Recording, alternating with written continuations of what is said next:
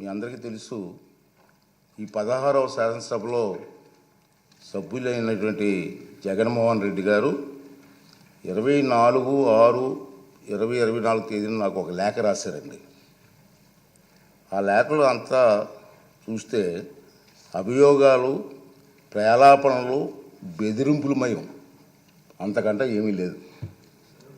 దానికి తోడు తనకు ప్రతిపక్ష నాయకుడి హోదా అర్హత ఉందంటూ అసంబద్ధ వాదన చేస్తున్నారు. మీరందరూ చూస్తున్నారు టీవీలో దీన్ని. కానీ ఆ లేఖలో ఎలాంటి ప్రత్యేక అభ్యర్థన లేదన్న విషయాన్ని మీరందరూ గమనించాలి. ఈ లేఖ రాసిన కొద్ది రోజుల తర్వాత జగన్మోహన్ రెడ్డి గారు ఆంధ్రప్రదేశ్ హైకోర్టుని ఆశ్రయించారు. హైకోర్టు కూడా వెళ్ళారు. విచిత్రం ఏమిటంటే, తనకు ప్రతిపక్ష నాయకుడిగా ప్రకటించవలసిందిగా శాసనసభ కార్యదర్శిని, స్పీకర్ కార్యదర్శిని ఆదేశించాలని ఆ రిట్ పిటిషన్లో విజ్ఞప్తి చేశారు. జగన్మోహన్ రెడ్డి గారు పిటిషన్ ఇంకా విచారణ అర్హత కలిగి ఉన్నదో లేదో అని నిర్ధారించే దశలోనే ఉంది. ఇంకా రిట్ పిటిషన్ వేసే అర్హత ఉందా లేదా మీకు అని చెప్పి ఆ దశలోనే ఇంకా ఉంది. ఈ పిటిషన్లో వైఎస్ జగన్మోహన్ రెడ్డి గారు స్పీకర్ను, శాసన వ్యవహారాల మంత్రిని ప్రతివాదులుగా చేర్చినప్పటికీ ఆ ఇద్దరిని మినహాయించాలని గౌరవ అడ్వకేట్ జనరల్ గారు చేసిన సూచనతో గౌరవ న్యాయస్థానం ఏకీభవించింది.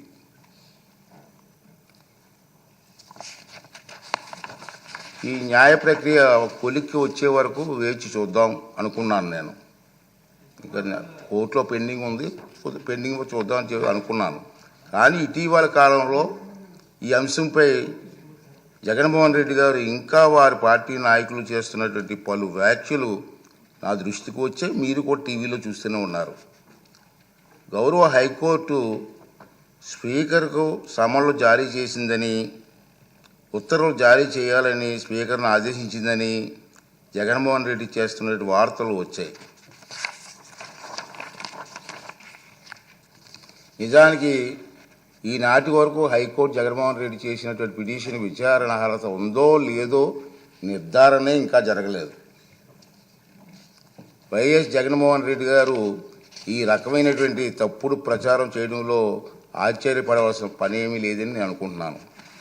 ఇంచేదంటే 24/6/2024 తేదీ లేఖలో రాసినటువంటి నిరాధార ఆరోపణల ఆధారంగానే ఈ తప్పుడు ప్రచారం సాగించారు.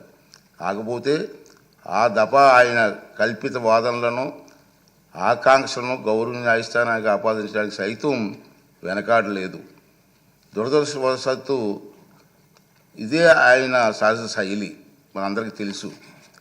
జగన్మోహన్ రెడ్డి గౌరవ న్యాయస్థానానికి ఆపాదిస్తూ ప్రచారం చేస్తున్న అవాకులు చవాకులు, అసత్యాలు గందరగోళానికి దారితీస్తున్నాయి. కనుక ఈ రూలింగ్ ద్వారా తప్పుడు ప్రచారానికి తెరదించాలని చెప్పి నేను నిర్ణయించుకున్నాను. అదండి నేను చెప్తాను.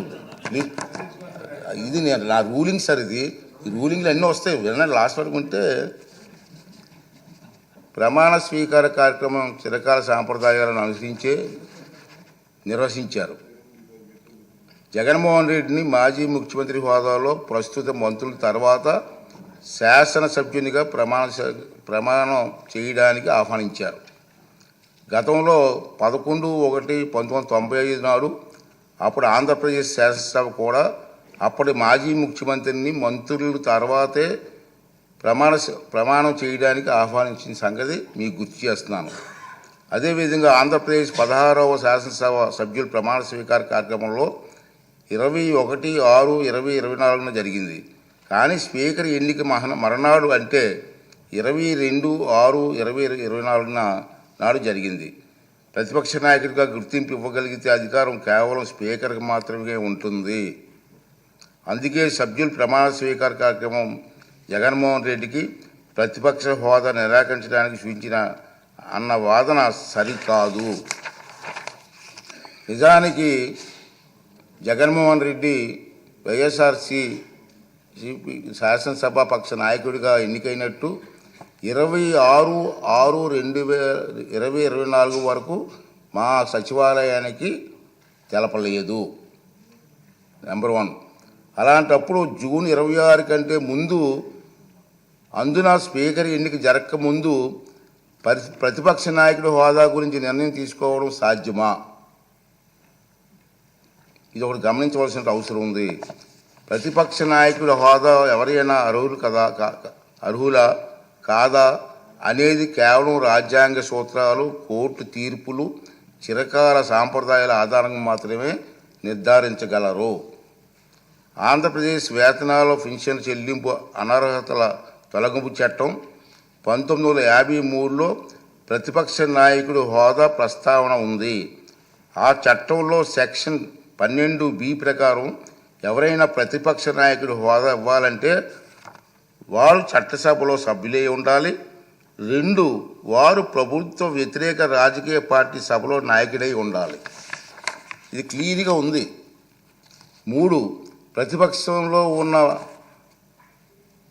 వారి పార్టీకి అత్యధిక సంఖ్యాబలం ఉండాలి. 4, మరీ ముఖ్యంగా ఆ వ్యక్తి సభాపతి ప్రతిపక్ష నాయకుడిగా గుర్తించాలి. ఒకవేళ అత్యధిక సంఖ్యాబలం గల ప్రతిపక్షాలు 1 కన్నా ఎక్కువ ఉంటే పార్టీ హోదాను దృష్టిలో ఉంచుకుని వాటిని ఏదో ఒక పార్టీ నాయకుడిని సభాపతి ప్రతిపక్ష నాయకుడి హోదా కల్పించవచ్చు. ఈ విషయంలో సభాపతి నిర్ణయానికి తిరుగుండదని సెక్షన్ 12B చెబుతుంది.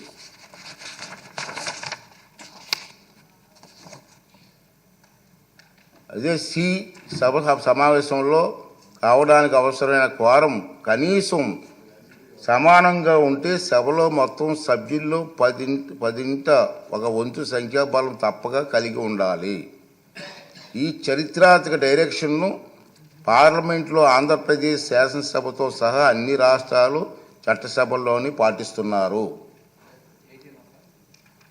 గతంలో ఆంధ్రప్రదేశ్ శాసనసభ స్పీకర్ కూడా ఇలాంటి డైరెక్షన్ను నెంబర్ 56 జారీ చేశారు. ఈ డైరెక్షన్కు మూలాలు రాజ్యాంగం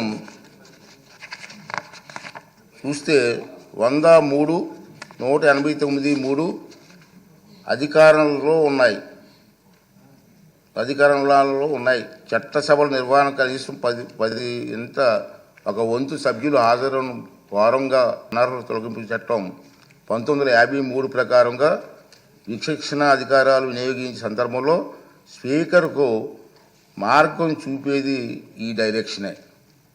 ఆంధ్రప్రదేశ్లో 1972-77 మధ్యకాలంలో 5వ శాసనసభను, 1994-99 మధ్యకాలంలో 10వ శాసనసభను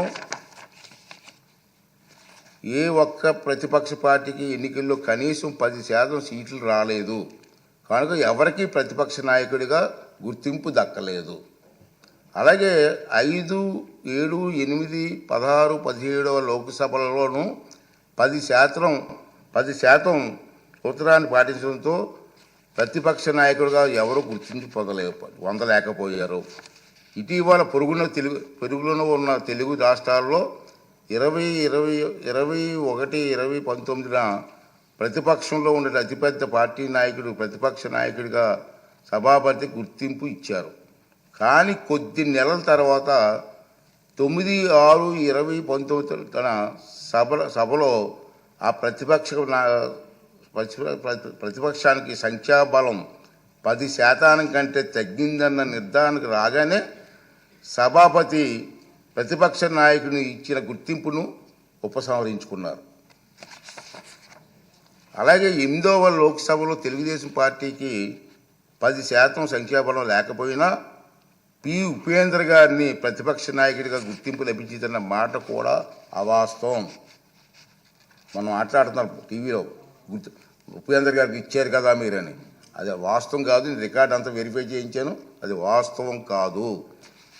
ఉపేంద్ర గారు ఆనాటి సభాపతి టీడీపీ గ్రూపు నాయకుడికి మాత్రమే నిర్ణయించారు. దాన్ని ఇతను ఇష్టం వచ్చినట్టుగా అవాస్తవాలు మాట్లాడే పరిస్థితికి వచ్చింది. ఈ వాస్తవాలను సాంప్రదాయాలను దృష్టిలో ఉంచుకుంటే 175 మంది సభ్యులున్న నేటి ఆంధ్రప్రదేశ్ శాసనసభ అతిపెద్ద ప్రతిపక్ష పార్టీకి కనీసం 18 మంది సభ్యులుంటే తప్ప ప్రతిపక్ష నాయకుడి హోదా రాదని అందరికీ అర్థమవుతుంది. ఈ నిబంధనలు సాంప్రదాయాల ఉదాహరణలో జగన్మోహన్ రెడ్డికి తెలియదని చాలామంది అనుకుంటున్నారు. కానీ తప్పు తెలుసు.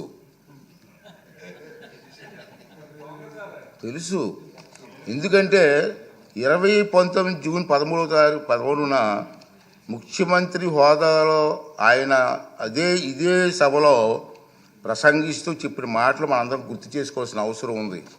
చంద్రబాబు నాయుడు గారికి 23 మంది శాసనసభ్యులు ఉన్నారు, ఒక 5 కానీ లాగేస్తే ఆయనకు 18 మంది కూడా ఉండరేమో, ఈ హోదా